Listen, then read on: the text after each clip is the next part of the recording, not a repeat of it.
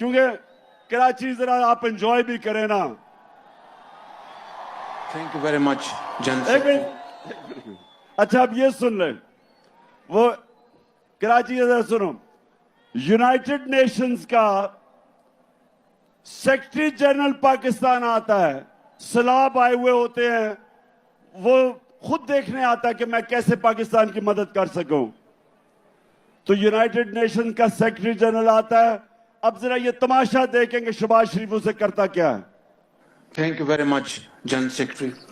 And I assure you, whatever support we get from your institution and through your institution, I give you my word of honor, along with all these ladies and gentlemen sitting on this table, ministers, general officers, government officials, ladies and gentlemen, that every penny we get from you or from wherever, we will spend it most transparently and in the interest of the suffering humanity.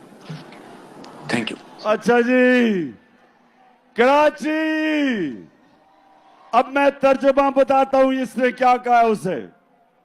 वो बेचारा और बड़ा ही अच्छा आदमी है Antonio Guterres, जो secretary general है United Nations का। वो आता है पाकिस्तान से हमदर्दी दिखाने, पहले तो ये उसका बाजू पकड़ लेता है, उसके बाद उसे कहता है ये जरा सुनो, और ये थोड़ी हमारे सब के लिए, मैं पाकिस्तानी होते हुए हम सब के लिए शर्मिंदगी है। उसे पता है क्या कहता है?